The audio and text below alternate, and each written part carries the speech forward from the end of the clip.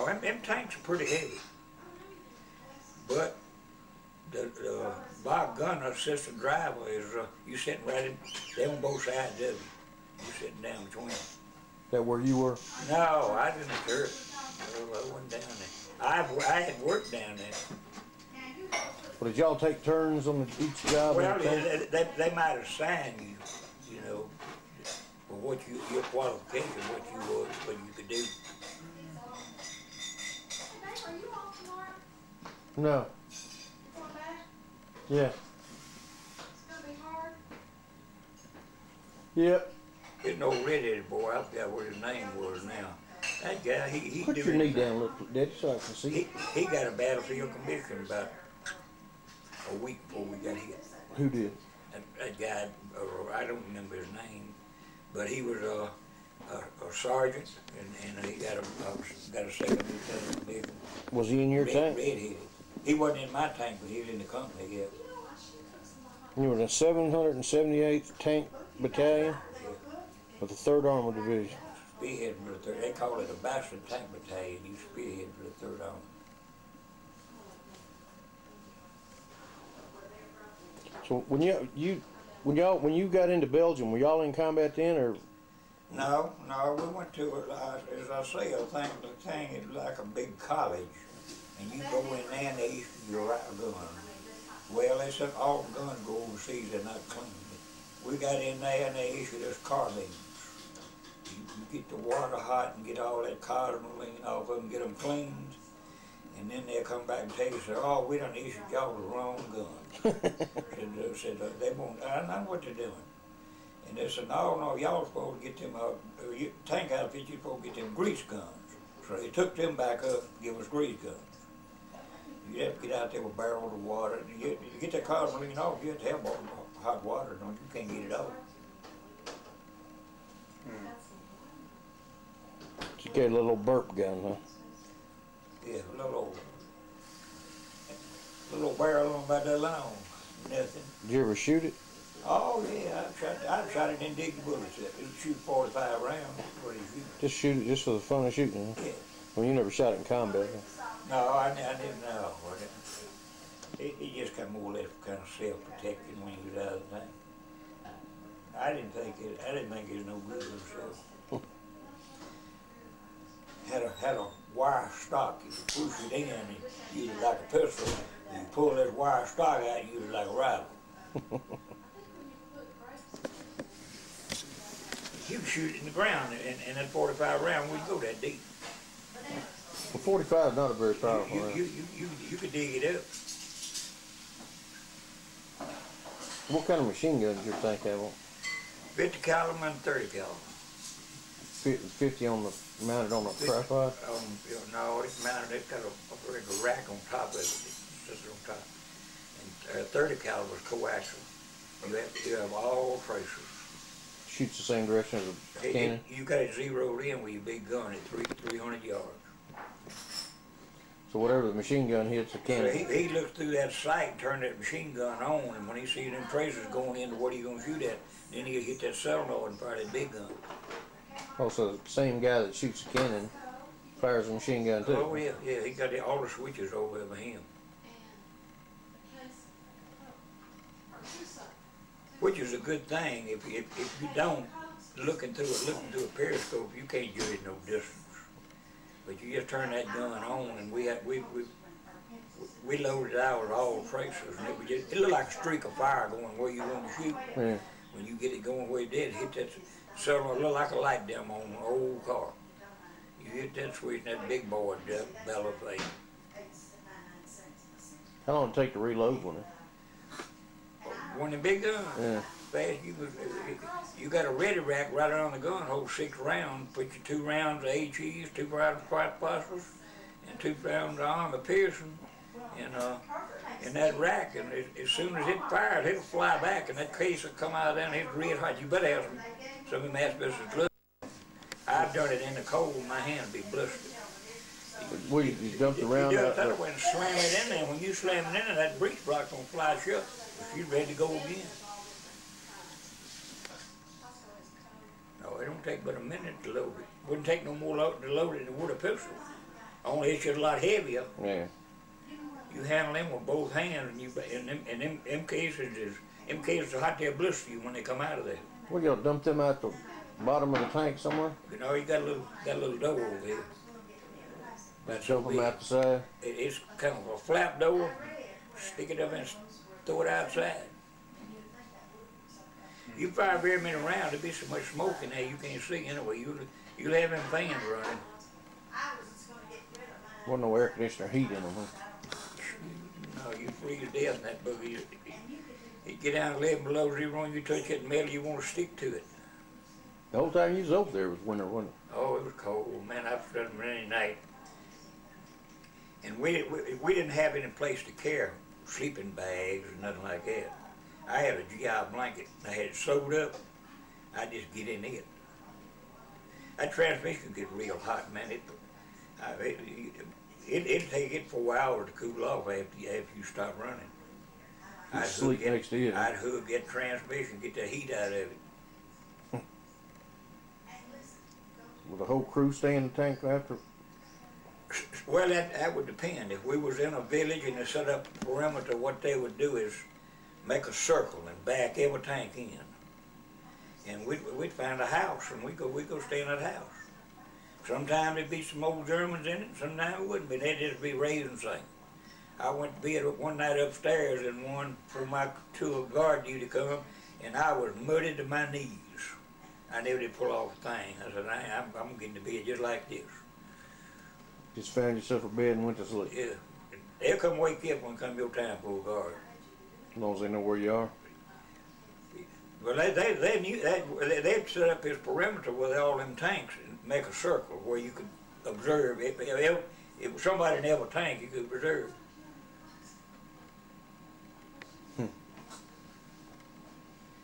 I wore socks to let stand alone. But I was still fortunate. I seen them boys back in the hospital, them feet done froze. Their feet as black as that black on that camera. When they get like that, they have to remove them. How, you were 18 when you went in? Or 17? I was 18. I was in Germany. I was still 18 years old. You was 18 when you got wounded then? Yeah. That's right, you got wounded in March and your I've been birthday's 19 in May. Yeah, he was in World War II.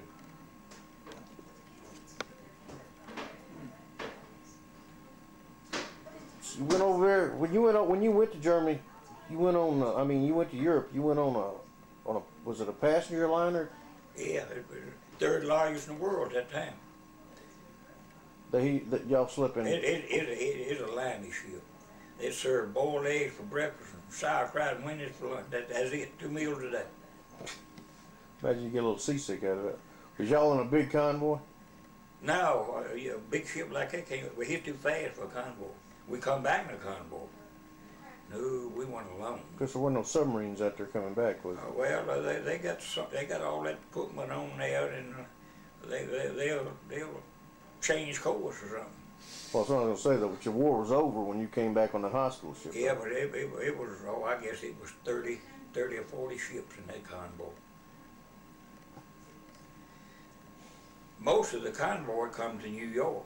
When they give you your Purple Heart? When you got back or over there? No, they gave it to me in a field hospital in France. Who gave it to you?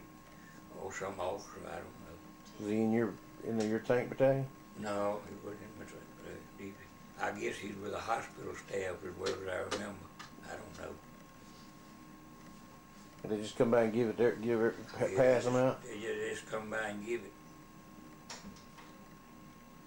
We're reminiscing about World War II.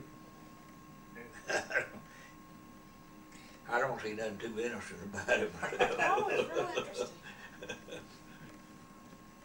It's an education. I'll say one thing, it wasn't like the boys in Vietnam. You didn't have to get permission to shoot nobody over there. If you felt you want to shoot him. And wouldn't be nothing said about it. But how did the civilians treat y'all in Germany once y'all got into Germany? Some of them were pretty good. You could take them little sea ration cigarettes and trade them for a dozen eggs. But a lot of them old people, they didn't want you to tell what they had. They didn't want you blowing it up, huh? No. We pulled in, they had some nice homes over there. You didn't see any, most all their homes were brick. I remember one village we pulled in, and man, it was a big 2-story house, and they had one of them big wall clocks. And a bunch of ham meat in the basement. We said, we're going to fry some meat. So we didn't have no wood or nothing to start the fire with, so I had a hand axe, so I take me a clock. Oh, and no. I got me some kindling, and they put GI blankets over the window, and we cooked that ham. We fried ham. Well, it was some nice homes and nice furniture in it. When were you in Germany? Mm-hmm. When did you go to Germany? Well, 43, I guess it was. No, 44. You went over in October of 44, and you got wounded in March of 45. The war ended in May of 45. So. I couldn't even tell you. I remember the ship I went over on, the ship I come back on. A friend of mine said that they liked the Americans because they were so afraid of the Russians coming in and getting them. Well, I look back, I can't really blame them. Them old couple, 3 years. most all the young people, you know, you didn't see them, but you go and pull into a village late at night and run them old people out of the house and stay in there. I can't blame them. I get mad too. Yeah. Well, there wasn't much you could do about it, though. Oh man, they'd do a bunch of jabbering. I don't know what they're saying, but they're saying something. They wasn't gonna get too Wasn't nobody paying. You driving through there in a tank, they ain't gonna give you a bunch of stuff. They're just doing the thing they wanted to do. I joined out with a bunch of crazy guys. If he decided to want to take a corner off a house, he'd just take a trank clip and just knock brick everywhere. Just for the heck of it. Yeah, just for the heck of it. can you sit in the middle? Yeah. I can see that anyway.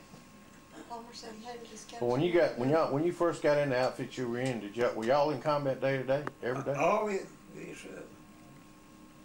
Just well, I mean, did they try to shoot at you with bazookas before and just didn't ever get? If it did, I didn't know it. If it ever shot at The one time they got you. I've heard a lot of big guns go over, shooting over me. So when was Normandy? 1940, June 6, 44. I'd had to go to Pacific, but see, the war was about over there, and when that time I got out of the hospital and all, they done signed a peace treaty in Japan, so I didn't have to go down there. That's what they had in mind, sending me back and recuperate and send me to Japan. You were in for what period of time? 6 years? No, I wasn't in about 3 years. Well, when you joined, you joined for what, 2 years? And then they added a year to it? I didn't join for any time. I re-enlisted for 1 year. When I went, they didn't ask me if I wanted to go, they sent me. Oh, you got drafted as soon as you turned 18. Right, I wouldn't have went. So as soon as you turned 18, they drafted you, and it was for the duration? Well, they started the point system after the war was over in Europe. And it's way up yonder about 200 points. I forgot how they figured them now. I said, Lord, I won't never get out of this man's army. But I could re-enlist for a certain length of time, and when that time was up, I'd get out. So I re-enlisted for a year to get out of the army school. I didn't actually serve but about 10 and a half months in. Of the year? Of the year. Well, what'd you do when you got to Fort I went to Hood? sleep one day. They put me on a deep, my company busted up and they were going to Alaska on maneuvers, 2nd Army. But everybody was going to get out within a few months. They didn't go. So they set me up in the mail room one day wrapping papers to all them officers, and I dreamed I was going to get, I got my notice to go to the separation center. And would you believe when I got back to the company, it was there? Oh, gosh. It sure was. You say you fell asleep? Yeah, I wasn't sleeping. I don't know, we had 1,000 of them little post papers, and we was wrapping them things. That's all we done is detail work for about the last 4 or 5 months before I got out. See, the company had gone to Alaska on maneuvers, but the ones that's gonna get out with less than a year, they didn't go. Man, you was one of them. So they made us a detail company. They set up a bunch of empty barracks, had a separation center. You'd have to go over and walk around that thing all night. ammunition dump. You got an ammunition dump, that's a riding. You get a Jeep. Just ride around it all night. Yeah, but it'd been rain and snow, and there wasn't no top. You sit in that water. You were a tanker? You were in a tank? Yeah, Is that what overseas, you're yeah, talking- He How was long in, were you in the hospital? Oh, about 6 months, all told.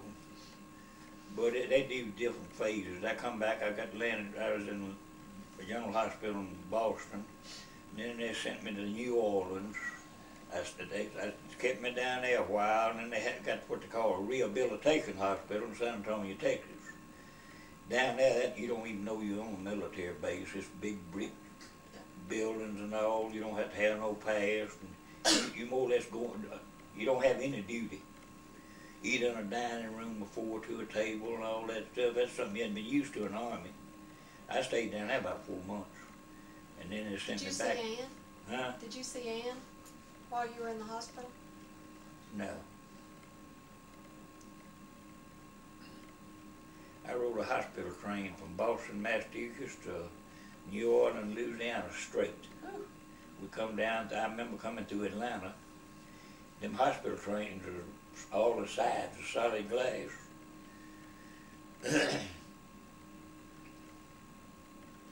so what'd you do at Fort Hood when you transferred from down there? We loaded all them tanks on flat cars and went down to San Antonio, Texas, and put on a program for General Wainwright. We went out and we put on another program, put another general out there on the post. We took a mountain. Kids playing. Wouldn't you tell me a story about running over a telephone pole with a tank on the road somewhere? I had one to get away from me on the concrete. I was doing about 35 miles an hour, and that thing started skidding. It made about 3 rounds if I'd have caught the telephone pole. But them steel cleats are sliding on that concrete. It scared the fire out of me. Were you in a convoy by yourself? Yeah, I was in a convoy. Man, that thing went round, but you start when them big heavy rafts are sliding on that concrete, it don't know when to quit. Well, it seemed like you told me somebody run over a telephone pole down there when you were down there. Oh, it wouldn't hurt. You could run over a telephone pole in a tank doing 30 miles an hour and you would never feel it. You wouldn't even know you did it, huh? No. Well, did y'all still use the same tanks at Fort Hood and Fort Knox that you used overseas? Oh, no. What you use, tanks you use here is radial engines, air cooled. But they didn't use them in combat. Was that just for training? Hmm? Was that just for training? Air Well, cooled? they just want to stand up like a water cooled engine. You had to run them wide open. You couldn't load them. It was about the same things in the airplane. That old plane Wayne used to have, round 9-cylinder engine. So you were in San Antonio right after the war, so you saw it before all them canals was dug and all that. All was fixed all up. Me and old boy went to the bar and got drunk, rented a canoe, and we was really gonna canoe that San Antonio River. We turned that canoe upside down. I lost my cap, got soaking wet, about drunk, got out, got on my street bus, went back to the hospital, and they ain't put me in jail yet. People is looking at me like you crazy. Last I seen my cap in that canoe is going down that river floating. We went and caught us a bus, went back to the hospital. Now, he was somebody else that had been wounded over there? Huh? He was somebody else that had been wounded over Yeah, there? there was another old boy. But we had up a $5 deposit on that canoe. We never did get our deposit back. It's a little old river right through the heart of San Antonio, Texas. But when you got wounded, you was in Germany, right? Yeah. Just think, that was in March, and the war ended in May. See, in other words, within a couple of hours, a 6-by picked us up, come up in there. Germans done cut a tree across the road. He had to go around a tree when we come back out of there. And they brought us back and put us in an ambulance. Ambulance didn't come up any good. And then they brought us back somewhere in France, a field hospital. That one set up with had tents out in a cow pasture. Really what it was. Huh. And they took the shrapnel out of my leg, and my foot, and all that. They do, I guess, minor repair stuff. And then they sent us back to a general hospital on a C-47. All that Is plane. that in England or is that in France somewhere? That was in France. We come back to France in the general hospital. All that plane had in it was hammocks. It wasn't hammocks. It was them Like things. stretchers? Yeah, stretchers. Yeah. Up down. As all of them. I remember that thing when he got off the ground. His sides were sweating. Water just running down the side. Wasn't no insulation or nothing in it. We got up out of a cow pasture and that thing. It was slinging mud everywhere.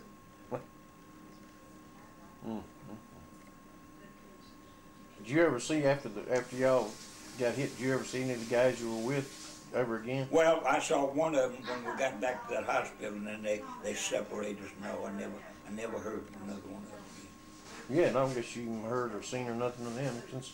Mm-hmm. I don't guess you know anything about what happened to that unit after the war until after the war. No, I don't know.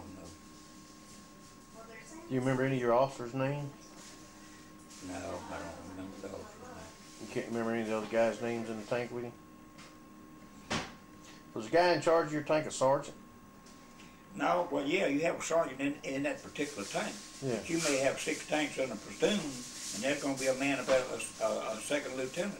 He's going to be older than sergeant. Yeah, right. So everybody else in the tank And then is your private. company commander is probably going to be a captain, and you ain't going to see him in no tank. He's going to be off over yonder with guards all the way around the building guarding him. I guarded the company commander in Germany. You guard him while he sleeps.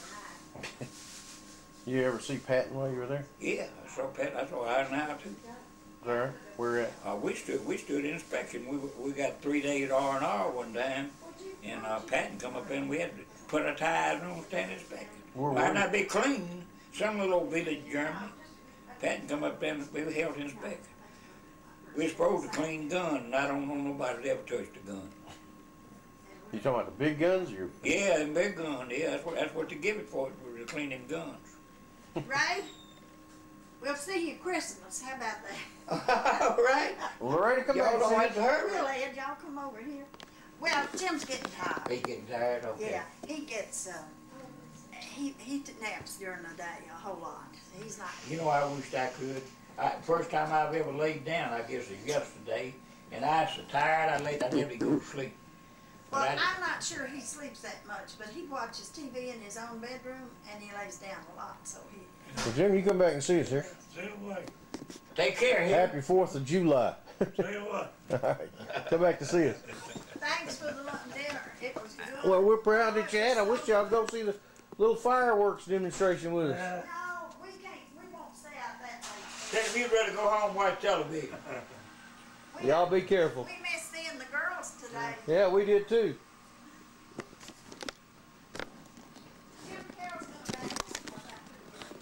So how does a tank company stand inspect, or will y'all drive by while the general stands in the stands, or did he walk down the line while y'all were parked? Oh no, when you stand inspecting, no, you're not in a tank. In other words, y'all just stood out there in parade formation. You line up in formation, and he'll walk up and down inspecting. So Patton do all that? Yes, sir, he do that. Was Eisenhower there at the same time, or was it after? I've never stood an inspection and out in a tank, taking a cramp in the leg. Was Eisenhower and Patton together, or was you'll have inspections on the tank, but they come up in the motor pool and do that. And if they find a little bit of dirt on something, they're gonna gig you too. Them tanks has got a metal plate on the engine about that thick. Inspection plate, great big thing. And it's got a bunch of bolts. You have to take all of that, and you clean that motor just like you'd be cleaning your dishwasher, clean your dishes. And then put your plate back on. Same way they better not see no further than that gun barrel either. That gun barrel got grooves in it a half inch, I guess a half inch high. And it makes a round twist. You know, they got everything to clean it with, but it's a job, and a lot of times they give you, Army got ways. Well, the Army now is not the Army that we served in. If they had something that they wanted done, they had a way to get it done. I remember one time they wanted, in basic training, they wanted to pole the company area. That's to keep people off the grass, stay in the walkway. Well, they couldn't figure out no way how to do it, how to get the people to do it on weekend. We weren't going to get no volunteers. So what they done, they said, well, we're going to have a night problem tonight, compass reading. And you probably go out for 4 hours reading the compass. You go so many steps this degree and so many steps. Take you probably 4 hours through them hills and woods climbing them banks. And you got and you got to check your rifle out. Now you got to take it with you. And then when you get back to the barracks, the PA system will come on and say, 10 minutes lights out. That meant them lights better go out in 10 minutes. Well, say 4:30 or 5 o'clock the next morning, you're going to hear that, you're going to have a reveille, fall out with your rifle and stand inspecting. Well, what do you think? So you got a bunch of muddy rifles. They got them a group to pole the gun area. Well, if you didn't have time to clean the gun, you sure couldn't clean it. But all in basic, we had M1 rifles. You could blindfold me and I could take one of them bullets apart. Even now, huh? And put it back together. I didn't have to have no light. Just did it that many times, huh? Yeah, and that's a good rifle. I believe you could throw it in the mud hole and pick it up and it'd shoot. Did you have good bosses? Some of them. Were any of them Some of them, you know, felt their importance. Were any of them chickens? Well, some few. But most of them, if you get in the combat zone, they're pretty good. Now, they might not expose themselves like you do, but they would give you a rough way. Now, we had in basic training, we had a Lieutenant Davis. He'd give us a 3-day pass and dared us to go home from Fort Knox, Kentucky. Why? And cause, in other words, just show he was boss. Give you 3 days off, but you better not go home. Did you go home? No, I didn't go home. Did you go home any? No, just like I threw a basic. And they give me 30 days to coming home and to report to Fort Meade, Maryland. Well, you knew where you was going there, didn't you? Huh? When they told you to go to Fort Meade. And then we went to Fort Meade, Maryland. We stayed there 2 or 3 days, and they do a bunch of paperwork and a lot of shots and all that stuff, and then they lined us up. I wouldn't want you to go over there and die. Carry you down to the railroad track and load you on these cars and headed for Camp Shanks, New York. And we got up there, snow was waist deep. Man, it was cold. We stayed there 2 days. Then they told us, line up out there with your shirt down and get some more shots. And then they told us the day that we were going to leave, said tonight we were going to board a train for New York Harbor. And they don't tell you where you're going. They pick and load you on a boat. Then after you get out at sea, they'll tell you where you're going in. Where'd you go? Scotland. On a boat? Yeah. How long did it take? 13 days, I believe it was. Had you ever been anywhere before No, that? just a little lost country boy. You had never been out of Mississippi? What to tell you. Had you ever been out of Mississippi when you? No, I don't guess I had. Well, I might have been to Memphis, you know. But it wasn't like you ever been to New York City or No, I can remember. Scotland I can remember riding that trailway bus headed for Shelby, and topping that hill there where Mackey's used to be. You know where old number 4 and the butterflies in my stomach. I can still remember that. I can imagine. I went down and taken my physical with, I don't forgot he's either 13 or 14, and when they called me and I went back, I was the only man. I was on a trailway bus headed for Camp Shelby. You was the only one out of the 13? I don't know what happened to the others. I don't know. Whether they was called at a different time or they got out of it or what, I don't know. That's strange. I don't know what happened to them.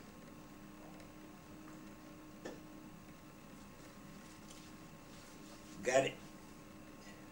I bought that at a Rossville at that auction. Some guy's diary, basically, of being in Europe during World War II. I think I paid $2 or $3 for it.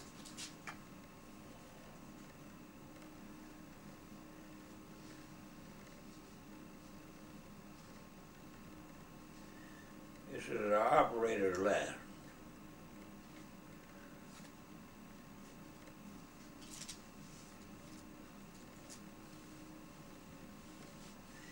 Was that his girlfriend?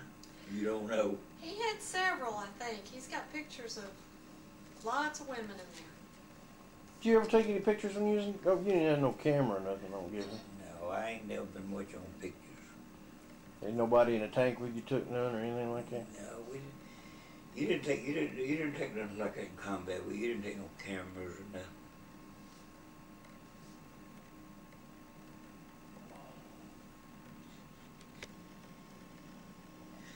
You done good to kill. Well, I had a bunch of stuff that I accumulated, and they claimed when you accumulate it, send it back to headquarters company, and then they'd ship it home for you. But I never did receive anything. Never did get nothing. I could have got all kind of pistols. I could have got all kind of German pistols that never been assembled. Still in they come sealed in a cardinaline bag. Where'd you find it? In our officers' quarters in Cologne, Germany. Was that? I don't even guess I know where Cologne, Germany is. That was one that was bombed real bad. That was one of the biggest cities in Germany. Cologne was a big city. Y'all rolled through there and. Oh, yeah, well, no, we didn't roll through. Right at the end of the war, when they was gonna pound them, they bombed them for about 5 hours before we moved in. Still plenty of fighting left, though, I guess. Huh? Oh, it was still some, but no, they done a lot of damage. I'd guess at 10,000 airplanes, fighters and bombers both went over before we went in. It was as thick. If you'd look up, there'd be a swarm of bees all morning long. I mean, they. What were y'all doing while they were bombing? Just parked out? No, we were just observing. We were back. And so then we moved in. Oh yeah, well, I saw a boy. Germans used a lot of what they call rocket launchers. They really wasn't a projectile. They just a nerve racket. Something make a bunch of racket like a lot of firecrackers. And I remember going around a curve in Cologne, Germany, and this guy was wounded. That thing was on 2 wheels. And it had about, I say, looked like maybe 20 or 30, looked like smokestacks. But what they are is concussion rockets or what they are. And that old boy driving my tank went right over that gun. The gun and all. Wow. Right over the top of it. And then when we got on the outskirts out there, they'd been left the convoy. They used everything from a 2-wheel wagon and a horse to every kind of vehicle you could think of in their convoy. That old boy lined up, and he was just letting the edge of that tank flip him, and it was just like a turning plow turning over dirt. He turned every one of them vehicles upside down. One end to the other. Were they all bombed or abandoned? Yeah, they were abandoned. They done run off and left them rascals. They're ready to get strafed by them bombers. Them bombers dropping them bombs on, man, they pounded it. Well, how did you find his officers' quarters where all these guns were? Well, it was in the town. Y'all just stopped and Yeah. got out? Oh, it was ruts where we went out to that thing, yeah. It was just more or less mop up. You didn't find no, a few individuals and stuff like that. They was surrendering. Cause they done burned it for 4 or 5 hours. But y'all went up in a building and found all these guns, huh? Yeah, it was. They said it was an officer training, like where they train officers over here. Yeah. But I never did try to get no gun. We had a little old boy from somewhere in Mississippi. He found a 25 and he shot himself in the stomach with it. Accidentally? Yeah, accidentally. Oh, they carried him to the hospital. I don't know whether he died or what happened to him. Hmm.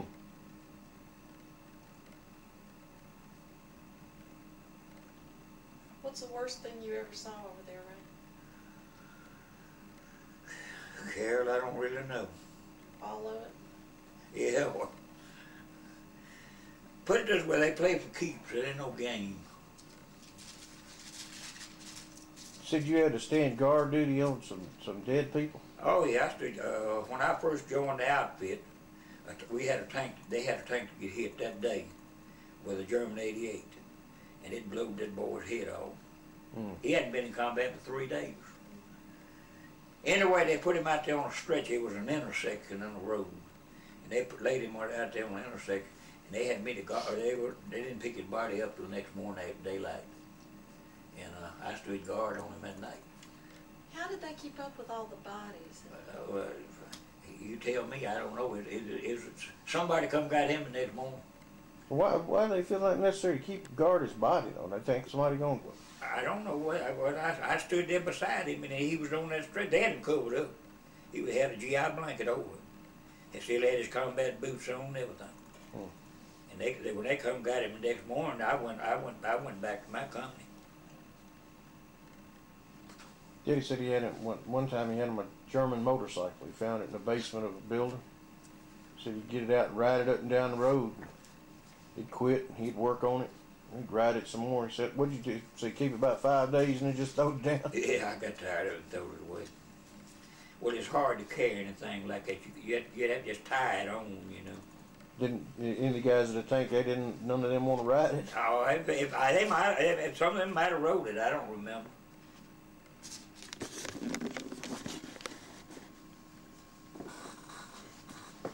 you had that now, what? It'd be worth a fortune. That's a secret line there. Did y'all go across there? Yeah, but it had holes blowed in it. And Germans didn't think they'd ever cross it, but I bet they poured 1 million tons of concrete building that thing. But it couldn't stand them bombs. Them bombs blowed holes through it. You could drive through it. What is it? It's like a tiger's tooth line about, I don't remember just how wide it was. If they built all the way across Germany, they were going to stop all the vehicles. Oh. They couldn't get across. Oh, these concrete pillars, they started out, they were pointed. But it was miles of concrete. They're going to stop all the vehicles, but they bombed that thing, they blowed concrete everywhere. You drive through it in there just about. Carol, they prepared for that war back 30 years before they fought it. They got pillboxes in the hills over there, as well as I remember. Some of them had the date up on 1913. And them pillboxes is, some of them are 20 foot thick of cement. And there ain't no guns gonna penetrate. Well, you know that place Hitler lived, the Eagle's Nest? Yeah. That was like that, wasn't it? Oh yeah, they were preparing all back there then for that. So, but they'd get on the hillside and they'd put a gun emplacement in, and they'd have an opening about that wide, where they would cover a whole building on the hillside in a valley. But we didn't have no gun bounce off of that thing like it wasn't there. I've seen ammunition in Germany. Would like if you stack wood, you know how they stack cordwood, would cover 10 acres with nothing but ammunition. If they hadn't they had enough ammunition to whoop the world, but they just run out of fuel. So we didn't know. We didn't know they were doing all that? I don't know. How old were you when you went in? 18. I had combat when I was 18.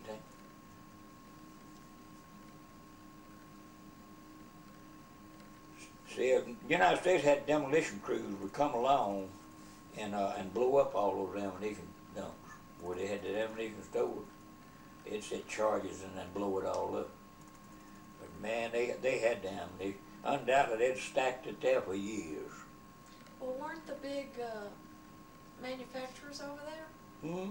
Weren't the weapon manufacturers mostly in Germany? Yeah, well, they had a lot of weapon manufacturers over there, and Germany had really. See, in other words, we had to come up and make a lot of stuff after World War II started. We didn't have nothing. Yeah, yeah. Man, they had some guns that fire 10 times faster. They had a BAR with it would shoot. I don't know how many 100 rounds a minute. Man, when you let a burst to it, you done throw 500 rounds out there. Well, we didn't have nothing like that. That old M1 rifle. Well, they finally come out with a BAR. It's a machine gun. It had a tripod and folded up under it. Yeah. And Germans had some good guns. They had better clothes and everything, didn't they? Yeah, yeah. I've been in some of them bars over at villages done been captured, and the cash register would be still sitting up there. I'd open that book and it'd be full of all kind of German money. And the uniforms, you take, say upstairs over that, you go up there and it'd like be 100 German uniforms up there. I guess that's where they stayed, you know, but they'd gone then. Caps, hats, coats. The first boy, a little boy went overseas with me, was from somewhere down Mississippi. He said the first thing he wanted was him a wedding band. He's gonna get him a wedding band. So we stayed in this house. It was a house, and it was a turnip patch out back of that house. And this boy, well, they were bad about booby trapping dead bodies, but he went out there and turned that body over and got all the identification papers off that boy. He wasn't but 18 years old, but he had a wedding band on. And he cut that finger off, got that wedding band. He said going over, I said he gonna get him a wedding band. And that was, I don't got the boy's name, but he still had all his identification papers on. But he rolled him over there in that turnip patch and cut that finger off, got that wedding band. Lord, I've seen Germans. Now, Americans are a lot better on picking up bodies than Germany. I seen one time I don't know what you call them, a pontoon or what, them three-wheel motorcycles. And I bet on the hillside, I bet there's 100 dead Germans laying up there. And some of them had done swelled, so they were that thick. I guess I don't know how long they'd been laying there, but they were dead and swelled, and them old three-wheel motorcycles sitting everywhere. I probably Air Force scraped them, I may, and killed them.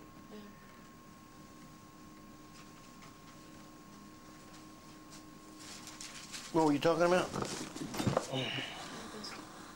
You'll have to watch the video. Can do that.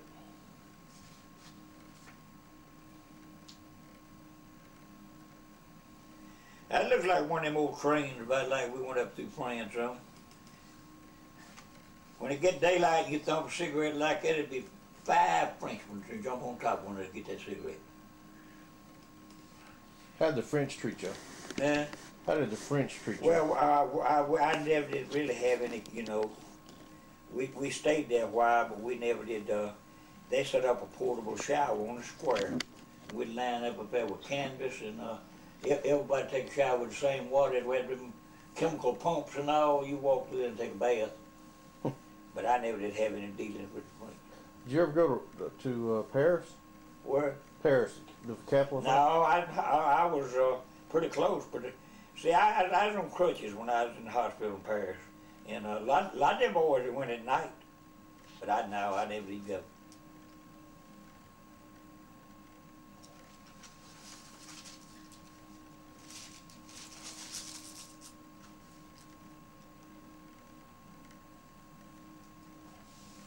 This looks like old World War II pictures, We thought about trying to find that man's family and see what could have happened to that, why they give that away. You know, if that man's still alive, that book's probably priceless to him. I got an old book with everybody in Marshall County when in World War II. Yeah, if it ain't been thrown away. I remember seeing it years ago. When you were gone, was anybody else from Did you ever see anybody else that you knew while you were the whole time you was gone? No, not from Marshall County. Did you ever see anybody you knew? Well, I saw some. No, I've seen some Mississippians, but they, you know. Just people, huh? Yeah. So it wasn't like they got a whole bunch of people from Marshall County at one time and shipped them off there. Well, you take time, you go here and go there, and you split up. The odds are 90 to 1 that you'll never see anybody that. Now, I was in service with two boys, twins, at Fort Hood, Texas, and they stayed there. The Army kept them together all the time. Huh, that's all. I never was What was the best duty assignment you ever had with the Army? Hmm? What was the best duty assignment you ever had? Fort Hood or Fort Knox or? I don't know what you'd call a good duty assignment. I guess the easiest of that was. Well, I would say during World War II, Bubba, unless you was way up the well, they treated me nice at Fort Hood. Now, they called me when they called out there. The Red Cross did when Reba was born, and it was at night. And I went down to officers' quarters and found my company commander, and he wrote me a pass down there, right down there. You got to come home right then. Yeah. Leave right then. But back then, you didn't have no money. You had to ride a Greyhound bus. You get ain't like now. You get on an airplane, be there in a few hours. Where Fort Hood's in Texas? Yeah. That's by San Antonio, right there. Hmm? Fort Hood's by San Antonio. No, Fort Hood is down in Killeen, Texas. No, it's good, pretty good. It's a pretty good little jump from San Antonio to Fort Hood. They've redone that base now. When we were down there, it was all two-story plank barracks. It's all a brick building now. That post is about 28, 29 miles wide. They had a lot of tank training down there now, don't they? Oh yeah, it was tank outfit, yeah. But tanks now is nothing like the tanks we had. They got tanks now that it's got computers and all that stuff. I'd be lost. I couldn't even fire one of them. How many people in a tank? Hmm? How many people are in a tank? 5. 5? What was the best job? That is a medium. You'll have, with each company, you'll have 5, what they call light tanks, that do your reconnaissance work. See something over yonder, they run over and see what it is, and it's just 4 in them. But them things to do, I rode in a light tank doing 70 miles an hour. Ooh. You better have a good dust mask and a good set of goggles, I guarantee you. You get up 70 miles an hour, them tracks are singing a tune. Aren't they hot? Yeah, they're pretty hot, but you got ventilation. They're more cold than they are hot. All that metal get cold. One time that metal get cold, you freeze in there.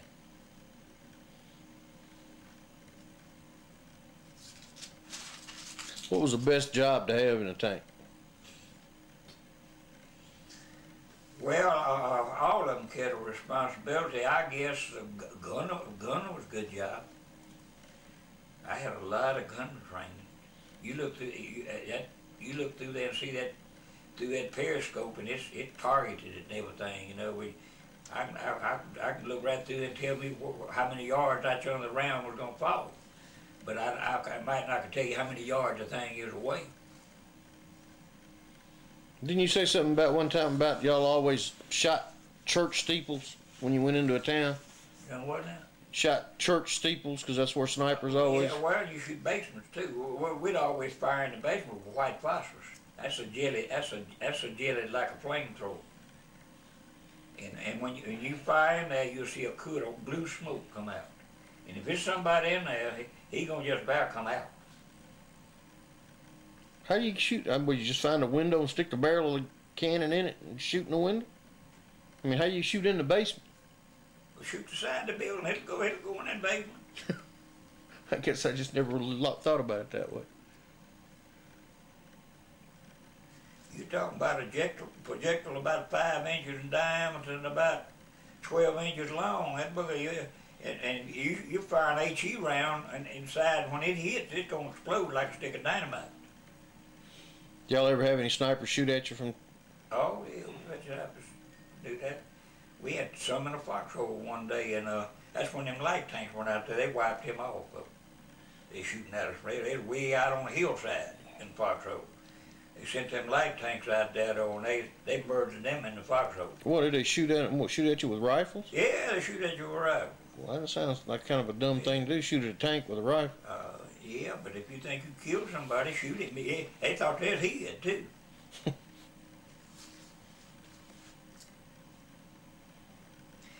I seen big guns fire at us, and an old boy that was tank driver on the tank that I was in for a few days. If he seen a shell hit round hit here, he know they're gonna back at the shot. They ain't gonna shoot the same thing. He'd pull right up over where they shot. Right in the hole. Yeah, right in the hole. Well, they ain't gonna fire 2 rounds the same place. He knows he done missed, so he gonna back it. So he'd pull up over there, and he'd do that 2 or 3 times. I said, "You crazy rascal, you better get behind something or get out behind a bank or something." He'd set out there and let him fire 3 or 4 rounds at him. Well, did y'all have air support too at that time? Oh yeah, well, they had it, but that's kind of like anything else. Like your house catch a fire here, they ain't gonna be here when the blaze. You know, where they got to take time to get here. Yeah. And that's the same with the Air Force when they call them and need them to come in. It's not instant. It'll be a little bit before they get there. Yeah. That wait could be a long time, huh? Yeah. Daddy said he was in. He saw Eisenhower and Patton Oh, you did? over there. Yeah, I saw both of them on. Did you ever hear Patton talk? Oh yeah, I stood an inspection on them in some little village in Germany. Oh, we pulled in there and we had about a couple of days there. They supposed to clean guns and they made us put on our ties. And done wore them fatigues now about, I mean them ODs about a month. Put on a tie and them wool shirts that eat my neck up. Put on a tie and get it, fall out in formation and he come out and walk up and down and look you over. Did he say anything to you? Oh, not directly, no. How about Eisenhower? Where were you when? Eisenhower, I was in a intersection one day, and Eisenhower come through with him and his Jeep driver. That woman? Hmm? That woman? No, it wasn't no woman. It was a man He that was supposed to have a drove that girlfriend. Jeep. Didn't she drive for him? Yeah, but I don't think, maybe not in the combat zone or something. He had a woman assistant or adjutant or something. Summerfield or Summers or something. Most you seen them, you wasn't up where it was hand-to-hand combat. It was They might have been firing big guns, but you far enough back, it wasn't no hand-to-hand stuff. They didn't get that close. When you saw Patton, was he packing that pearl handle pistol? Yeah, he was famous for? Yes, sir. Sitting there up in there by his Jeep driver too. What'd you think of him? Well, I guess he's like all other generals, you know. Well, was this after Bastogne? You know, when Patton saved all them paratroopers that were surrounded? They called them the battling bastards of Bastogne. You remember? Yeah, I don't remember. But yeah, I figured it'd be after that. Because that was at the end toward the end of the Battle of the Bulge, which is like in December of '44. I wasn't in the battle no more. Now Willie Thomas was, and Leo was a paratrooper. I think that's where he was killed. Who was that? Leo, Willie's brother. Now Willie was who? That was Uncle Sid's boy, JD's brother. Okay, and they were, I guess, William Thomas's son. Oh, Willie. Now Willie was in a tank outfit. He went all just about from D-Day to the end of World War II. I guess he's over there just about all the time. He was in several beachhead landings.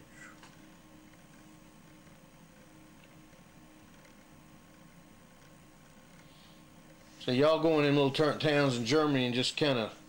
You do exactly what you want to do. Did y'all ever run into resistance while you was in those towns? I mean, did you? Oh yeah. Well, a lot of times though, if it were just snipers and they knew there's a whole company in there, no, if you caught them, they'd give up. But if you didn't, they'd stay hid. But no, in other words, they wasn't looking for trouble. They knew it was about over. Yeah. Then.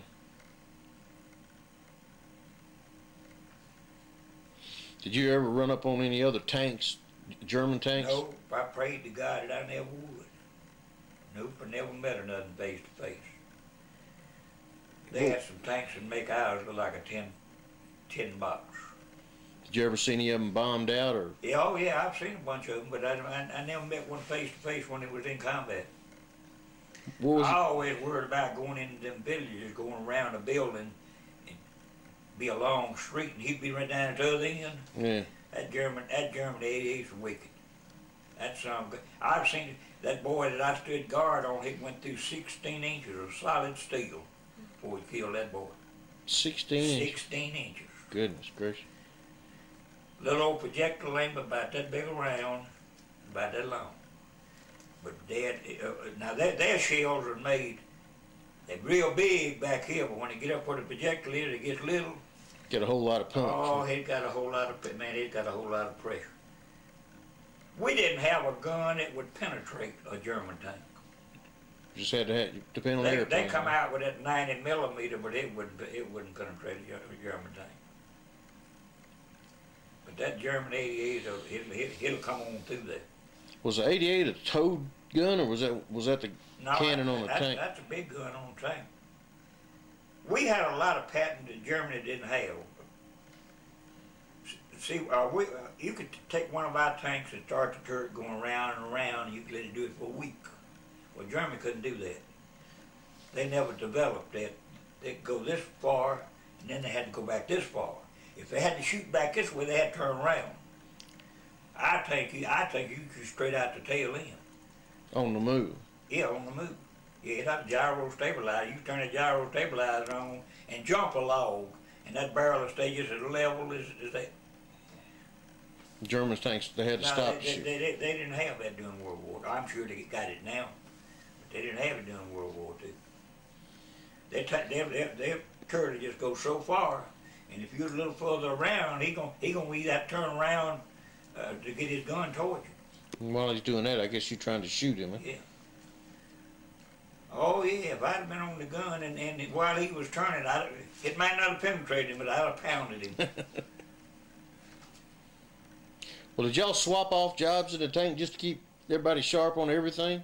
Do what now? Did y'all swap jobs in the tank? No, not unless, say I was working cannoneer and I was qualified gunner and the gunner got killed or something like that, they might move you up and bring a new guy in and put him on cannoneer.